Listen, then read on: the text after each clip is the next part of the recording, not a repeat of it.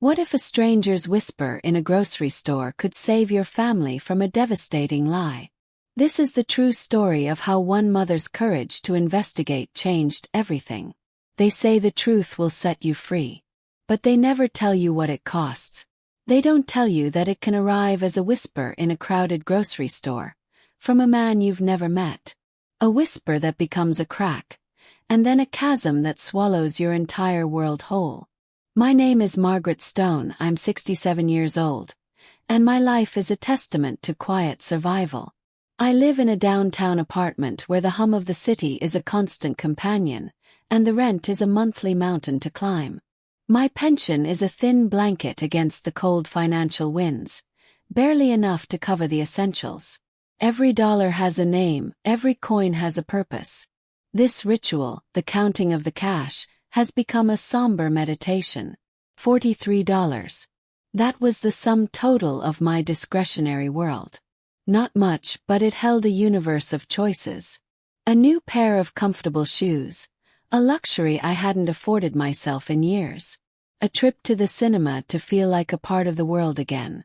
Or the most important choice of all, a cake. Not just any cake. Symbol. Peace offering. An olive branch baked with sugar and flour, meant for a family I was desperately trying to love. My only son, David, married Sophia 3 years ago. David is the steady beat of my heart, the reason for every sacrifice I've ever made. Raising him alone after his father passed was the hardest and most rewarding thing I've ever done.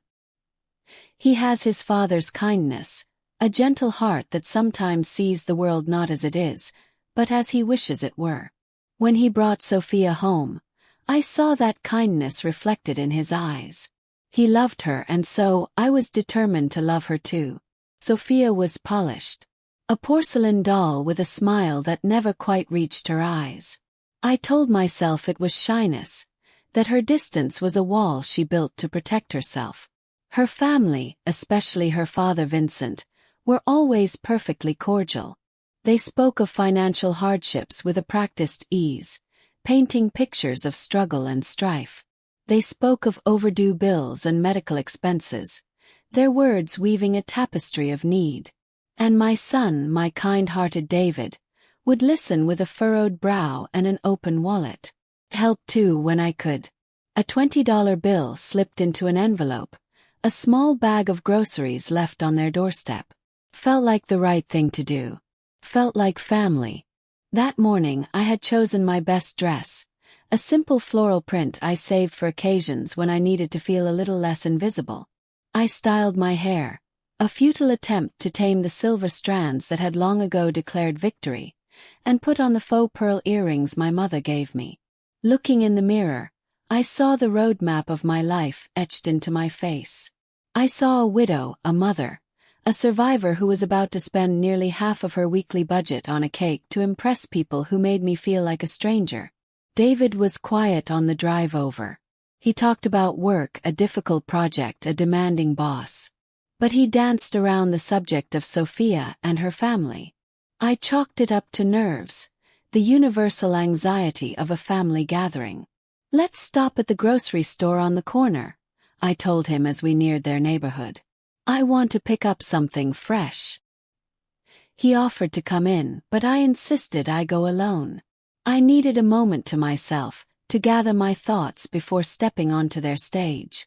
The bakery section smelled of sugar and comfort. I chose a simple vanilla cake with buttercream frosting.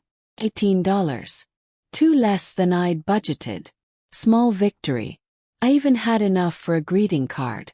It was in the checkout line, number 3, that my small, carefully constructed world began to tilt on its axis. The cashier's name tag read Harold.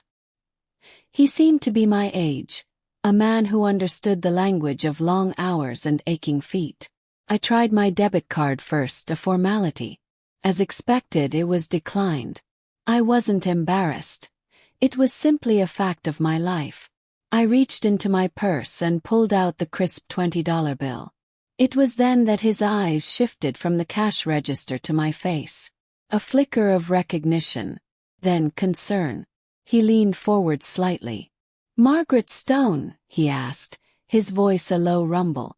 "Are you David's mother?" The question surprised me. "Yes," I confirmed, a knot forming in my stomach. "How did you know?" His expression hardened with a sorrow that seemed ancient. He scanned the cake, his movements automatic, but his eyes never left mine. Then, he did something I will never forget. He reached across the counter, his warm, calloused hand gently but firmly taking my arm. His grip wasn't threatening, but it was urgent. It was a warning. His eyes held an intensity that stole the air from my lungs. He leaned in, so close I could smell the faint scent of coffee on his breath, and he whispered. The words weren't loud, but they landed like thunderclaps in the quiet space of my mind. It was about my son, about Sophia, about her family. It was a truth so jarring, so completely contrary to the reality I knew, that my body went rigid. I was paralyzed. He told me they were here just yesterday. He described a shopping cart overflowing with imported cheeses, premium cuts of steak, and bottles of wine that cost more than my weekly medication. He spoke of Sophia paying with a thick wad of cash, laughing about a weekend getaway they were planning. He said her father, Vincent, boasted about the allowance my hard-working son provided them every month. The world around me dissolved. The beeping of scanners, the chatter of other shoppers, it all faded into a dull roar. Harold let go of my arm. He finished the transaction, handed me my change and the receipt as if he'd just commented on the weather. But I stood there, rooted to the spot, the thin paper trembling in my hand. He looked at me one last time. His eyes filled with a sad, knowing pity. "Some people build their castles with other people's bricks," he said, his voice barely audible. "Just be careful they're not taking yours." I stumbled out of the store, not through the main entrance where David was waiting, but through a side door that led to the service alley. I needed air. I needed to think. My heart pounded against my ribs, a frantic drumbeat of disbelief and fear. Was he lying? A disgruntled employee, a gossip? Or was he a messenger, delivering a truth I wasn't ready to hear? I saw the hulking shapes of the trash dumpsters nearby. An idea, desperate and undignified, took hold. I needed to see for myself. From there I could observe without being seen. I slipped behind them, the foul smell a small price to pay for clarity. If what that stranger told me was true, my son was not a benefactor. He was a victim. And I, his mother, had been an unwitting accomplice. Every fiber of my being wanted him to be wrong. I prayed he was a liar, a man who mistook Sophia and Vincent for someone else. I tried to conjure innocent explanations. Maybe they had received an inheritance, a lottery win. But even as I formed the thoughts, they felt hollow. If they had come into money, why would they continue to accept David's help? From my hiding spot I had a clear view. I could see David's car, a modest but reliable sedan, parked near the front. Barely 5 minutes had passed when the glass doors of the supermarket slid open. My breath caught in my throat. It was Vincent, Sophia's father. He strode out with an air of unbothered confidence, a man without a financial care in the world. But it wasn't his demeanor that made my blood run cold. It was the bags in his hands. They weren't the store's generic plastic bags. They were thick, glossy black paper bags with a shimmering gold logo, the emblem of an upscale boutique grocer. A place whose patrons didn't worry about the price of organic kale or artisanal bread. A single bag from that store could hold a week of my own grocery budget. My heart began to hammer against my ribs. He carried the bags with a casual ease, not like a man who'd splurged on a rare treat, but like this was his routine.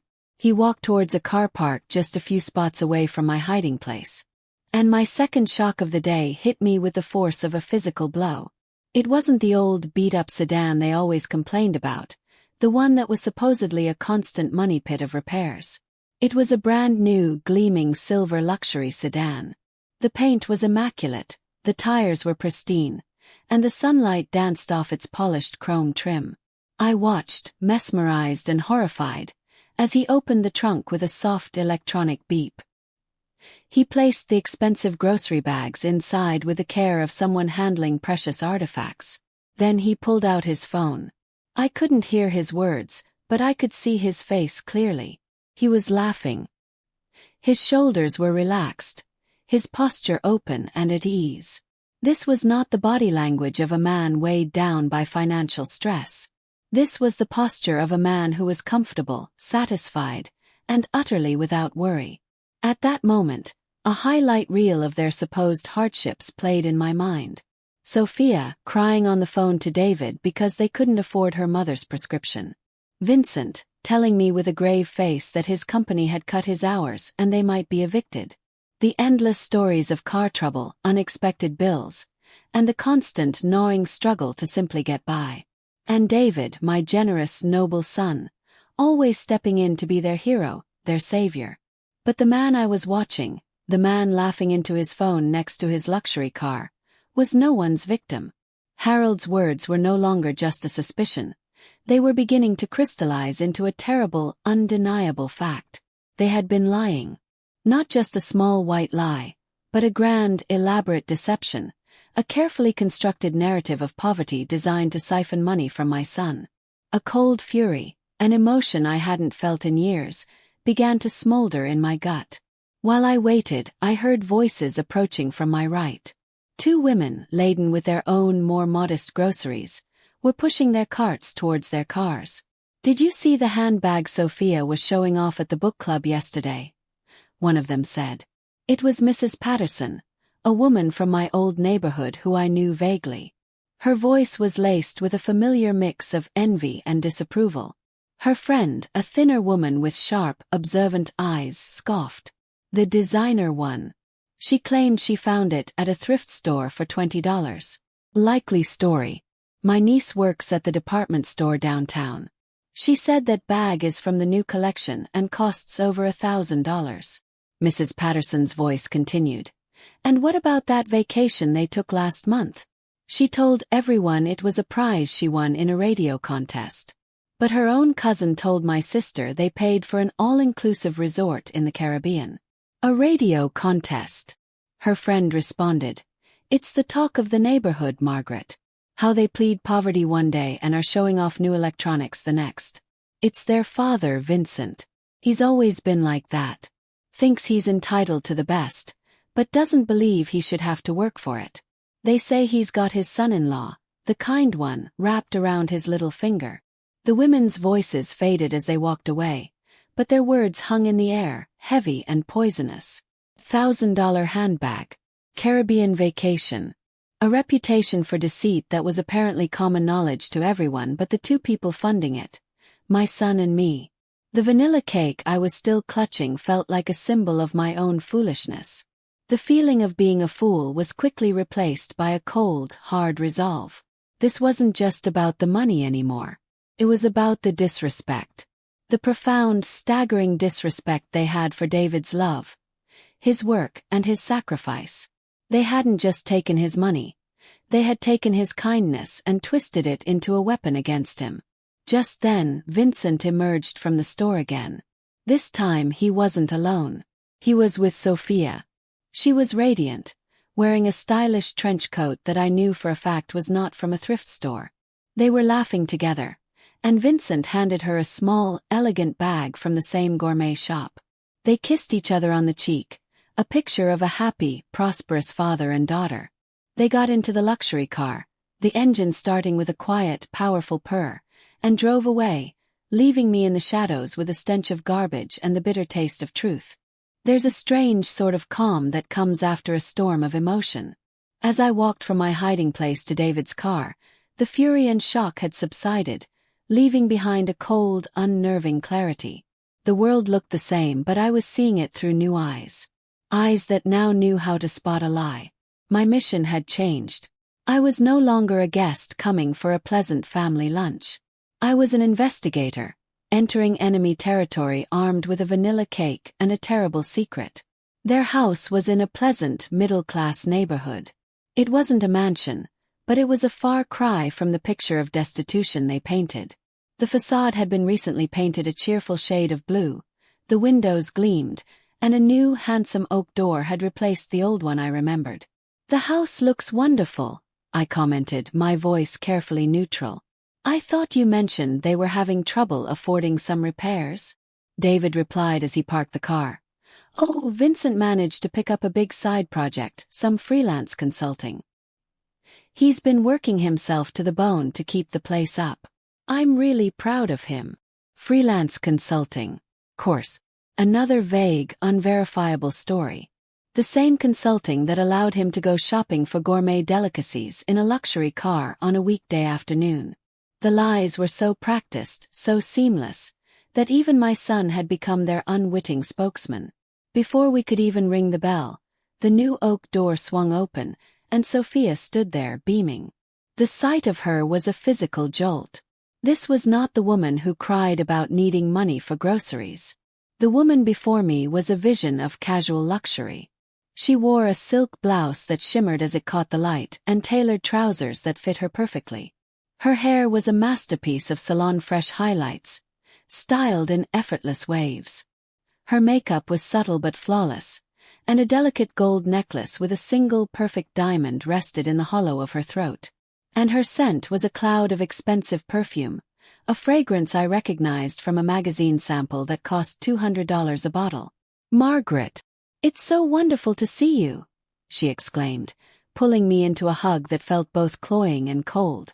The diamond necklace pressed against my cheek. "Hello, Sophia," I managed, my voice tight. "You look stunning. That's a beautiful blouse." She laughed, a light, airy sound that grated on my nerves. "This old thing. I found it on a clearance rack months ago for next to nothing.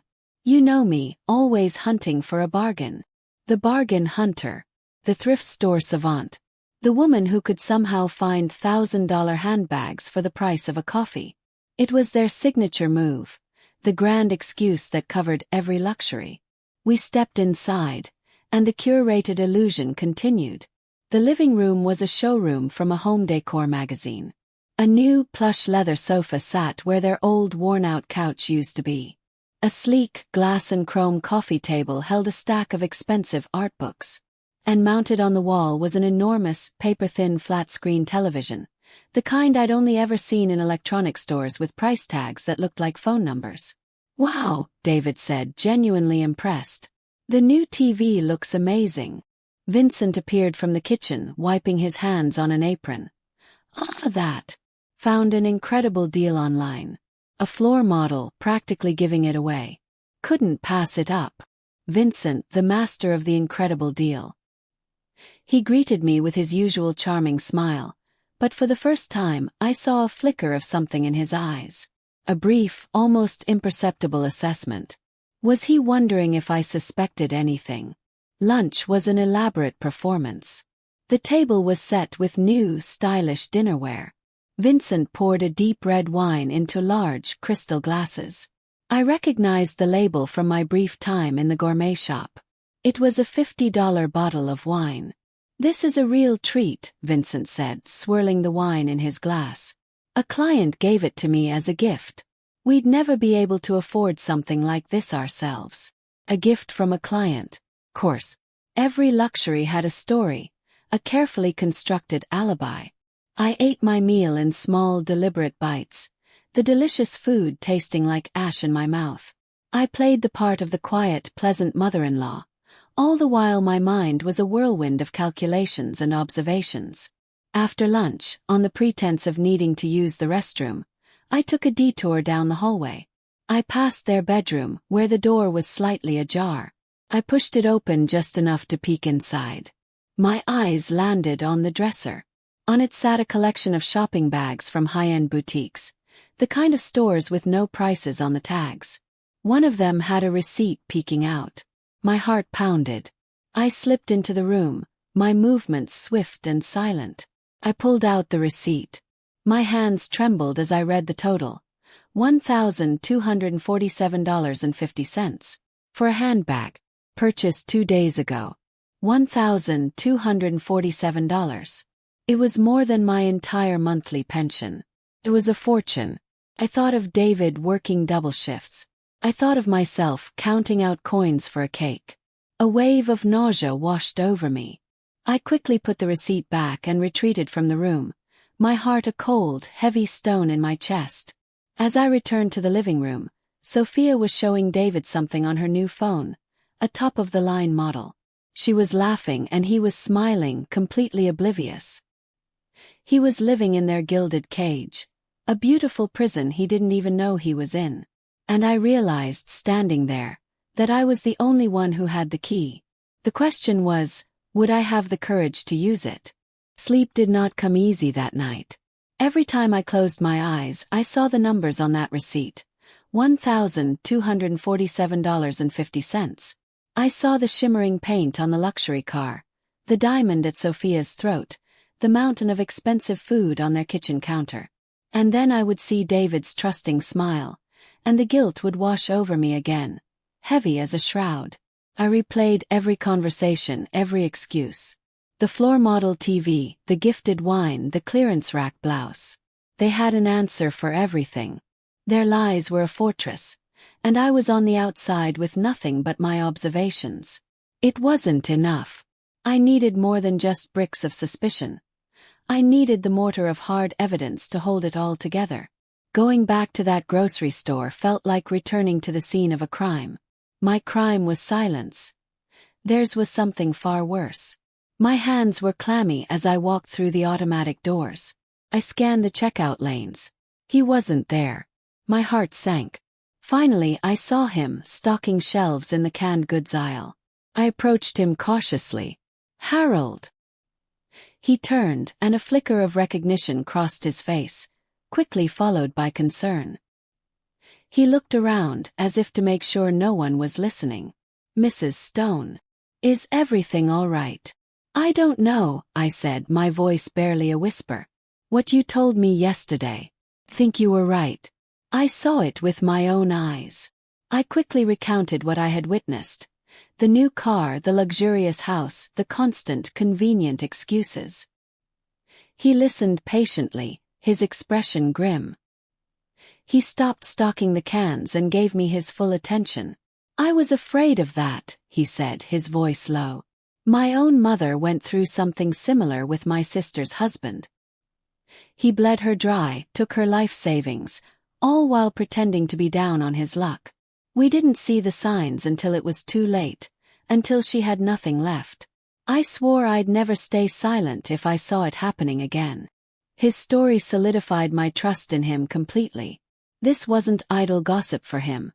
It was a painful echo of his own past. "The problem is," I confessed, "my son is a good man. He's in love. He won't believe me without proof.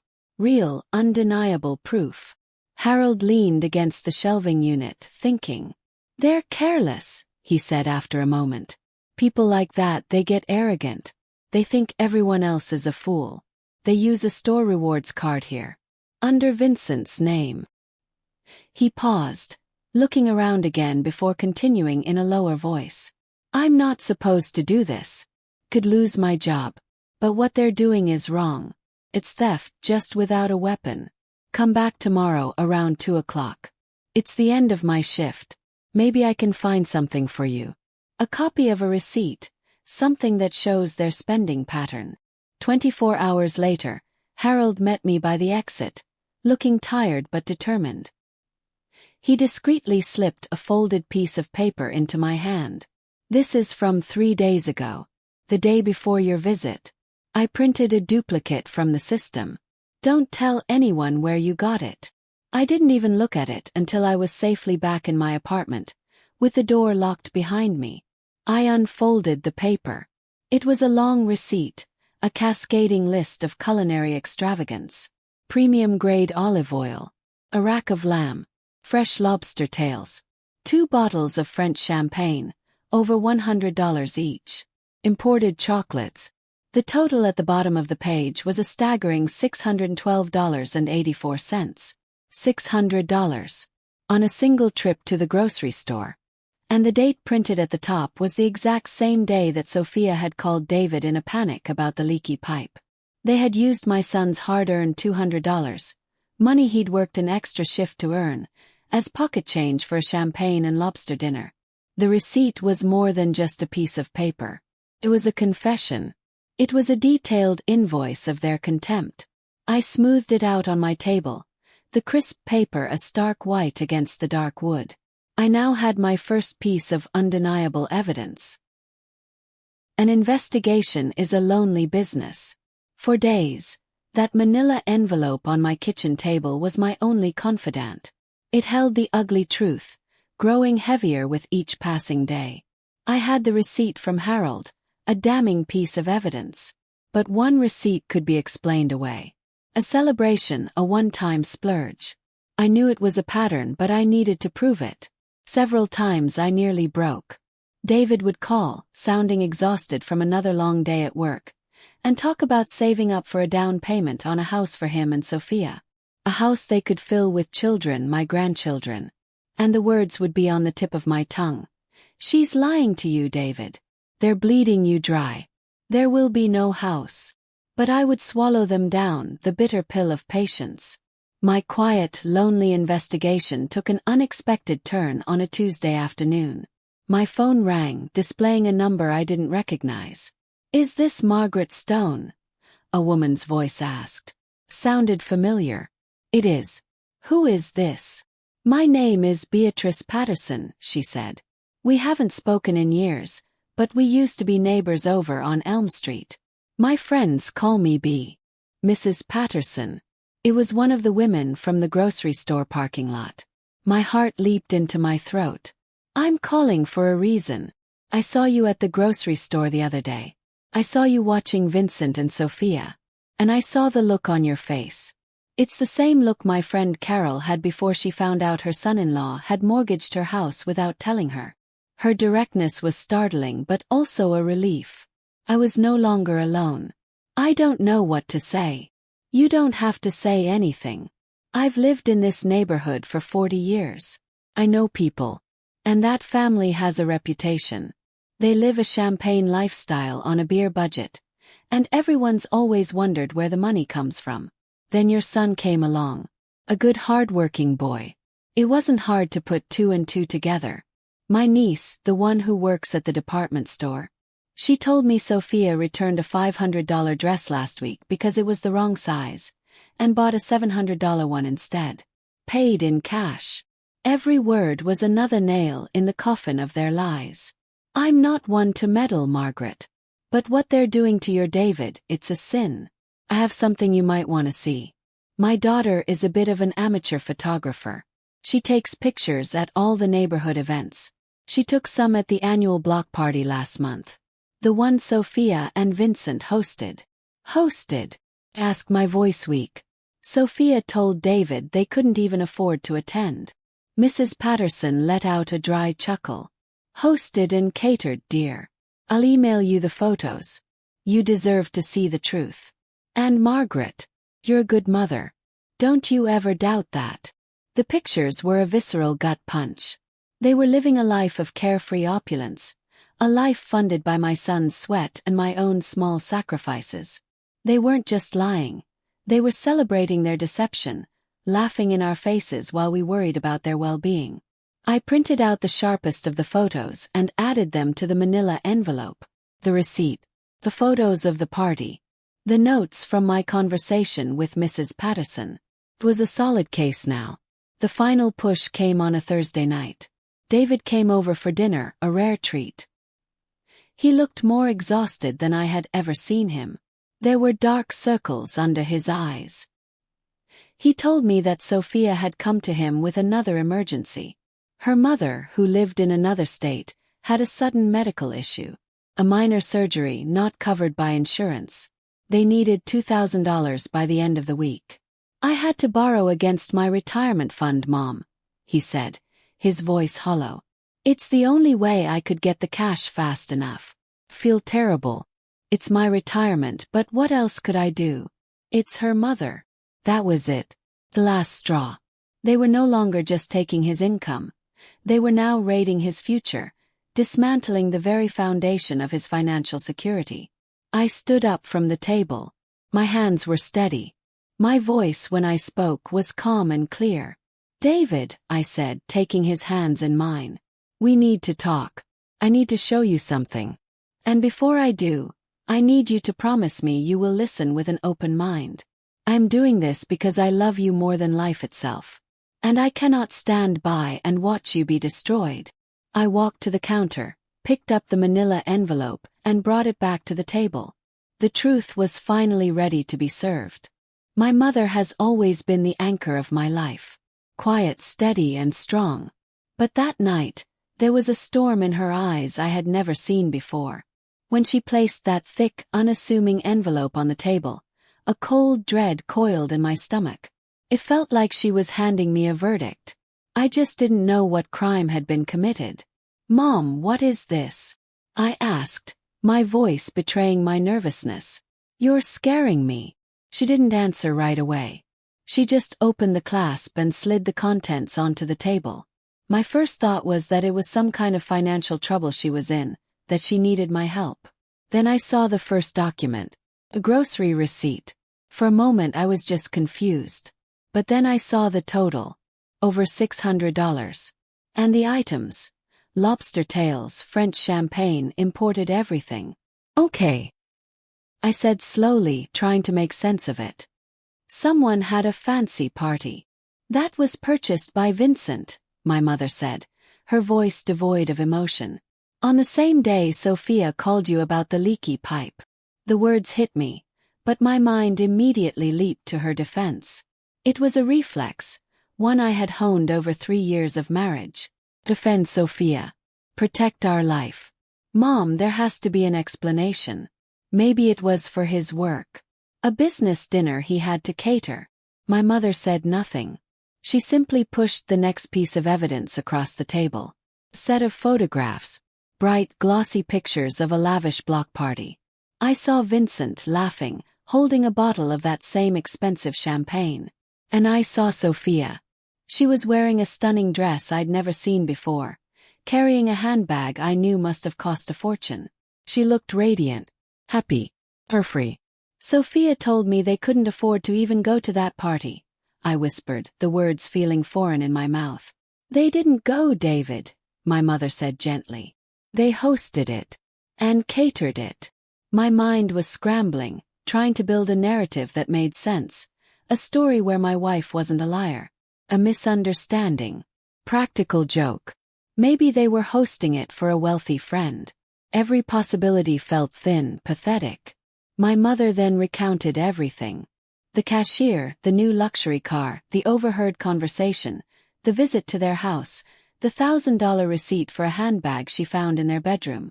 She laid out the case brick by brick, not with anger or triumph, but with a deep, profound sorrow. By the time she was finished, the air in the small apartment was thick with the truth. Felt sick. But a part of me, a deep, stubborn part, still refused to believe it. This was my wife. The woman I loved, the woman I had built a life with. "Mom, I couldn't finish the sentence. I stood up, grabbing the papers. "I need to go. I need to talk to her." "Be careful, David," she said, her voice full of worry. "She will try to turn this around on you." On me. The drive home was a blur. My mother's words, the images from the photos, the numbers on the receipts, they were all at war with 3 years of memories, of love, of trust. I prayed it was all a colossal mistake. I walked into my own home, a place that had always been my sanctuary, and it suddenly felt alien. Sophia was on the couch watching TV, looking beautiful and normal. She smiled when she saw me. "Hey, honey, you're home late," she said, her voice sweet. "Did you have a nice dinner with your mom?" I couldn't speak. I couldn't just start screaming accusations. What if my mom was wrong? I needed to see for myself. I mumbled something about being tired and went to our bedroom. My mother's words echoed in my head. "Shopping bags hidden in the closet, jewelry you've never seen." With trembling hands, I opened her side of the closet. It was meticulously organized. But in the back, behind a row of winter coats, I felt it. Collection of shopping bags, crisp and new. Pulled them out. Inside were designer shoes, expensive makeup kits, a new purse. Receipts were tucked into each one, totaling thousands of dollars. My breath hitched. My sanctuary was a crime scene. Then I saw her purse on the dresser. An insane idea took hold of me. I had never, ever gone through her things. Our marriage was built on trust. But what if that trust was a one-way street? Opened it. Inside, amongst the wallet and keys, was a small black notebook. It wasn't a diary. It was a ledger. My name was at the top of every page. It was a detailed record of every dollar she had ever asked me for. Each entry had a date, an amount, and a reason. $200 leaky pipe. $500 dad's car repair. $150 mom's prescription. But next to each lie was another note in parentheses. Used for new shoes and dinner at the marina. Car was fine, put towards luxury car payment. Prescription was only $20. Rest for salon visit. I felt the blood drain from my face. It was a playbook. A detailed confession of a long con. And I was the mark. I flipped to the last page. It was a list of future plans. Next, mom's dental emergency. Quote $1,800 from doctor website. David is tired and feeling guilty should be easy. Emphasize pain and urgency. The cold, calculated nature of it all shattered the last remnants of my denial. This wasn't a series of mistakes or poor judgments. This was a systematic predatory campaign. I walked back into the living room, the notebook held in my hand like a piece of radioactive waste. "What is this, Sophia?" I asked, my voice dangerously quiet. She saw the notebook, and for a split second, I saw pure, unadulterated panic in her eyes. But it was gone in an instant, replaced by righteous indignation. "What are you doing? Did you go through my purse? How dare you, David? Just tell me what this is," I said, my voice rising. I threw the notebook on the coffee table. She tried to deny it all. She said it was a joke, a fantasy journal, a way to track household expenses. Lie after lie, each one more desperate than the last. But her stories were frantic, disorganized. She didn't have the calm, practiced excuses she used when she was asking for money. She was cornered. Finally, I pulled out the photos my mom had given me. "And this? Is this a fantasy too? The catered party you hosted? The one you told me you couldn't afford to attend?" Her face paled. Her strategy shifted. The anger dissolved into tears. "You don't understand," she sobbed. "The pressure. Everyone around us has so much. I just wanted us to have nice things. I was going to pay you back." "Pay you back?" I laughed, a harsh, broken sound. "With what?" "With more of my own money. You were planning to ask me for another $2,000 for a fake dental emergency." Her tears stopped. Her eyes turned cold. "You've been talking to your mother, haven't you? She's been poisoning you against me from day one. She's a jealous old woman who can't stand that you have a life of your own." And there it was. The final move. Blame my mother. Make me the villain for discovering the truth. But it was too late. I had seen the ledger. The trust wasn't just broken. It had been a lie from the very beginning. "It's over, Sophia," I said, the words feeling like they were being ripped from my soul. "It's all over." That was the phone call every parent dreads. The one where you hear your child's world breaking apart in real time. David told me everything. The hidden shopping bags, the jewelry, and the notebook. The cold, cruel ledger of their deception. As he spoke, my heart ached for him, for the profound betrayal he was suffering. But beneath the pain, there was also a sliver of relief. The truth was out. The parasite had been exposed. David told me how, after he declared it was over, Sophia's entire demeanor had changed. The tears vanished, the victimhood evaporated, and in their place was a chilling reptilian coldness. She stopped crying and just stared at me. She said, "So that's it. You're just going to throw away our marriage because of a little creative financing." That's what she called it, Mom. Creative financing. The audacity was breathtaking. They didn't see it as a moral failing. They saw it as a business strategy that had failed. During the argument, David told me he had called Vincent, putting him on speakerphone, demanding to hear his side of the story. At first, Vincent had tried to stick to the script, stammering about misunderstandings and difficult circumstances. But when David told him he had found Sophia's notebook, the facade crumbled. There was a long silence on the line, and then a heavy sigh. Vincent's voice came through flat and defeated. Look, David. It was never personal. It was just an opportunity. You're a generous man, you have a good job. We saw a way to improve our situation. It's what anyone would do. It's what anyone would do. The words of a man with no moral compass. He confessed that they had targeted David from the beginning, seeing his kindness not as a virtue, but as a vulnerability to be exploited. It had never been about love. It had been a long-term investment. And Sophia's reaction to her father's confession was the final, brutal twist of the knife. She wasn't horrified, Mom. She didn't get angry at him for lying. She got angry at him for admitting it. She screamed at him. You idiot. You just ruined everything. I almost had him convinced it was your mother's fault. She wasn't sorry for the betrayal. She was furious that their scam had been exposed. That was the moment my son's love for his wife finally died. It wasn't the lies about the money that killed it. It was the realization that the person he had shared his life with, his dreams with, was a complete stranger.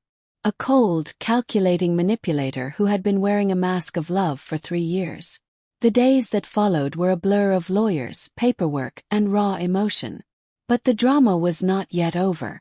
While David began the painful process of disentangling his life from Sophia's, she and her family launched a final, desperate campaign. Not to win him back, but to salvage what they could from the wreckage. Vincent called me, his voice oozing a false sincerity, pleading with me to talk to David, promising they would pay back every penny. Vincent, you had 3 years to be honest. You chose to be thieves. My son's heart and trust are not for sale. Do not call this number again. But Sophia's final act was the most brazen. She showed up at my apartment one afternoon, unannounced. She had cast herself in a new role, the repentant victim. Tears streamed down her face as she spoke. Margaret, I know I made a terrible mistake. I was wrong. But I love David. Really do. This all just... It got out of control. I never meant to hurt him. Please, you have to help me. Tell him I'm sorry. I looked at her, at the performance she was putting on, and I felt nothing but a cold, empty pity. I had seen behind the mask. I knew what she was. Love doesn't keep a ledger of lies, Sophia. Love doesn't celebrate deceit with champagne you bought with stolen money. You don't love my son. You love what he could provide for you. And that is over. Her face changed. The tears stopped instantly. The soft, pleading look vanished, replaced by a venomous glare. The mask was off. Ooh. I always knew you were the problem. You could never stand to see him happy with me. You're a bitter, meddling old woman, and you've ruined my life. No, Sophia. You built your life on a foundation of lies. I just held up a mirror and showed my son the truth. A life built on deceit is destined to crumble. You just never thought you'd be the one buried in the rubble. She stared at me for a long moment, her eyes filled with pure hatred. Then she turned and stormed away without another word. That was the last time I ever saw her. The reckoning was complete. The lies had been burned away, and while the landscape of our family was scarred and scorched, it was finally clear. Betrayal leaves scars. Not the kind you can see, but the kind that ache when the weather of life changes. The months after the confrontation were a long, slow process of healing for David. The anger was the first stage, a wildfire that burned hot and fast. He was angry at Sophia, at Vincent, but most of all he was angry with himself. Angry for being so blind, so trusting. How did I not see it? All the signs were there. The constant emergencies, the stories that never quite added up. Was I an idiot? Or did I just want to believe it so badly that I ignored everything? Therapy became his lifeline. It gave him a space to unravel the complex knot of emotions, the grief for the marriage he thought he had, the humiliation of being deceived, and the daunting fear of ever trusting anyone again. He moved into a small, sterile apartment near his office, a temporary shell while he figured out how to rebuild his life from the ground up. I made sure that shell felt like a home. I brought him home-cooked meals, helped him hang pictures on the walls, and most importantly, I just listened. The divorce proceedings, meanwhile, were an education in the true depths of their depravity. Our story, which felt so personal and unique, was a common tale to his lawyer. And it was during the legal discovery process that we found out the deception was even more profound than Sophia's notebook had revealed. The lawyers subpoenaed their bank records. What we found was staggering. Sophia had a secret bank account. An account she had opened a month before she even married my son. Every month, she would skim a portion of the money David gave them for their emergencies and deposit it into this hidden account. While she was crying to him on the phone about being unable to afford groceries, she was systematically building a secret nest egg. The account held over $30,000. But the real shock was Vincent. He hadn't been a struggling consultant with reduced hours.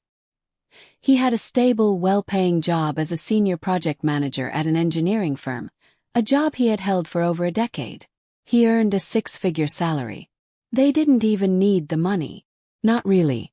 I've been working double shifts, borrowing against my own retirement. For what? So they could have a bigger slush fund. So Sophia could buy another $1,000 purse. It wasn't about need. It was a game. It was about the power of being able to deceive me. That revelation was, in a strange way, the final step in his healing. It removed any lingering shred of sympathy he might have had. It erased any doubt. This wasn't a family that had made poor choices out of desperation. This was a family of predators who enjoyed the sport of it.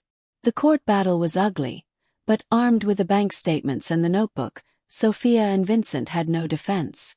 The judge awarded David a significant portion of the assets from the hidden account and forced the sale of their precious luxury car to pay him back for the fraudulent loans. It wasn't about the money for us anymore. It was about the principle. It was about justice. As the legal dust settled, a new, quieter chapter began. We started to find our rhythm again. David learned to laugh again, a genuine full-throated laugh that I hadn't heard in years. He started focusing on his career, on his own future, for the first time since he had met Sophia.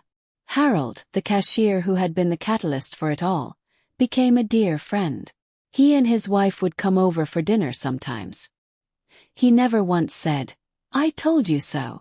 He just offered his quiet, steady support. You know, the funny thing is, they still come into the store sometimes. Vincent and Sophia. They don't look at me, of course. They act like I don't exist. But they're not buying champagne and lobster anymore. It's canned soup and store-brand bread now. The truth, it seems, has a way of balancing the ledger. Seeing my son heal was the greatest reward. He became wiser, more cautious, but he didn't let the experience turn him bitter. He learned to distinguish between true vulnerability and manufactured drama. He learned that trust must be earned, not given away freely like a party favor. He was building new foundations, this time on the bedrock of hard-won wisdom. 2 years. In some ways, it feels like a lifetime ago. In others, the memory of that day in the grocery store is as vivid as yesterday. But today, the scars no longer ache. They are faint, silver lines, reminders of a past that we survived, a past that shaped us into the people we are now. Her name is Rachel. David met her at work, a kind, intelligent woman with a laugh that fills a room and eyes that hold no secrets. Watching them together is like watching the sun come out after a long storm. Theirs is a quiet, steady love, built not on grand gestures or dramatic stories, but on a foundation of mutual respect and absolute honesty. The first time David brought her to my apartment for dinner, she arrived with a bag of groceries and a bottle of wine that cost exactly $12. "I hope you don't mind," she'd said. "I figured we could cook together." And I checked online. This wine is supposed to be the best value for under $15. I'm a bit of a bargain hunter myself, but the legitimate kind. We all laughed, and in that moment I knew. She was the one. She understood the unspoken history without needing to be told every detail. She respected the scars and valued the truth. David himself is a changed man. He's still the kind, generous soul I raised, but his kindness is now tempered with wisdom. He no longer gives blindly. He asks questions. He sets boundaries. He learned the hard way that a loving heart needs a discerning mind to protect it. The experience didn't make him cynical. It made him smart. You know, Mom, for a long time I was ashamed. Felt like a fool. But now I see it differently. My willingness to help, to trust. Those aren't weaknesses. They're my strengths. Sophia didn't break them. She just taught me who is worthy of receiving them. And that's a lesson I'll carry with me forever.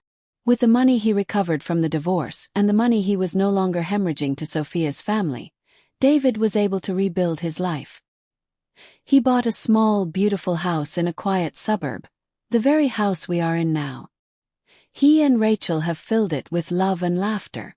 We heard through Mrs. Patterson that Sophia and Vincent moved away a few months after the divorce was finalized.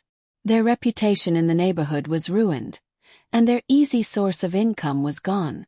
The gilded cage they had built was repossessed, and they had to face the reality of living within their means. I take no joy in their downfall, but I feel a profound sense of justice. Rachel walks over to me and places a gentle hand on my shoulder. She is visibly expecting a child. Margaret, we were just talking about names. If it's a girl, we want to name her after you. The news of my first grandchild, a baby who will be born into a world of honesty and integrity, is the final beautiful chapter of this long journey. This child will grow up knowing the value of truth, protected by a father who learned its importance in the cruelest way possible, and loved by a grandmother who was willing to risk everything to defend it. Sometimes I think back to that moment, hiding behind those foul-smelling dumpsters, my world tilting on its axis. It would have been so easy to ignore Harold's whisper, to dismiss it as gossip, to choose the comfort of denial over the pain of confrontation. But I've learned that family peace is worthless if it's built on a lie. The greatest act of love is not to maintain a false harmony, but to have the courage to create the necessary conflict to protect the ones who matter most. My name is Margaret Stone. I am 69 years old. And I have learned that justice doesn't always arrive with a thunderclap. Sometimes it starts with a whisper. And that courage isn't about the absence of fear, but about acting in spite of it. I helped save my son, but in the process, I also found a strength in myself I never knew I had. And that is a truth that has truly set me free. Thank you for joining us on this incredible journey. Margaret's story is a powerful reminder that speaking the truth, even when it's terrifying, is the ultimate act of love. Sometimes the hardest conversations are the most necessary ones, and sometimes a stranger's concern can change everything. If this story has moved you, please share it with someone who might need to hear it. Remember that real love protects, real family supports each other through truth, and real strength comes from facing difficult realities with courage and wisdom.